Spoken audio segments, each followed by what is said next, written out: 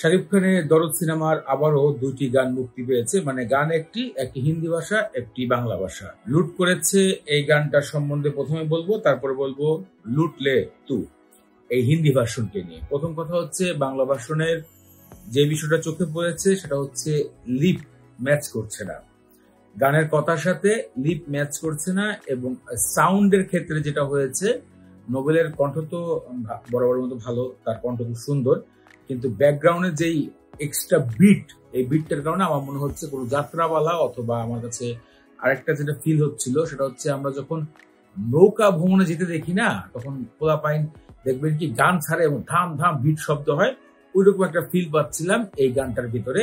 Overall গানের কথাগুলো বোঝার জন্য খুব ভালো কোয়ালিটির সাউন্ড বক্স দরকার রয়েছে, বা কানে হেডফোন লাগাইলে কথাগুলো ক্যাপচার হবে। আমি আমার সাধারণ স্পিকারদের শোনার সময় অত একটা মজা পাইনি, শুধু বিটটা পেয়েছি।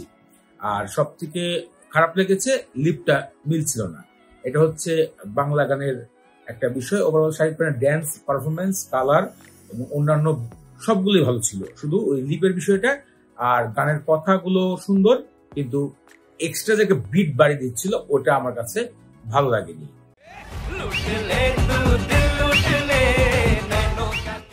এখন দ্বিতীয় কথায় আসি, যেটা হিন্দি ভার্সনে মুক্তি পেয়েছে টি সিরিজের পপ চার্ট বাস্টার ইউটিউব চ্যানেলে, সেটাটা আবার বেশ ভালো লেগেছে। শাকিব খানের লিপটা মিলে গেছে হিন্দির সাথে, তার ঠোঁটটা মিলছিল। এতে বোঝা যাচ্ছে যখন শাকিব খান সিনেমা শুটিং করছিল বা গানটা শুটিং করছিল, তখন তিনি হিন্দি গানের উপরই আসলে শুটিংটা করছিল। এটা একদিকে ভালো, একদিকে বাংলাদেশের জন্য একটু খারাপ দেখা যায়, কারণ শাকিব খান সুপারস্টার তো বাংলাদেশের জন্যই মূলত সিনেমা তৈরি করার, এরপরে অন্যান্য দেশকে চাহিদা পূরণ করবে কি না করবে সেটা পরের বিষয়, তবে হিন্দিটাই বেশি সুন্দর লেগেছে আমার কাছে। ওভারঅল দুইটা গানকে যদি কম্পেয়ার করি তাহলে হিন্দিটা ভালো লেগেছে, বাংলাটার কথা সুর সবই ভালো ছিল, কিন্তু এক্সট্রা যে ডিপ ডিপ শব্দ হচ্ছিল বেসটা, ওটা আমার কাছে ভালো লাগে নাই। তো ওভারঅল এটুকুই ছিল আমার রিভিউ।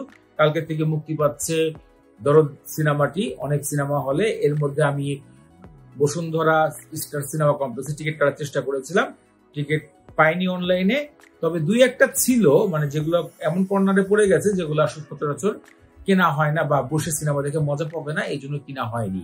তো একটা কথা বলবো যে আসলে দর্শকরা অনেক উৎসাহিত সিনেমাটি দেখার জন্য।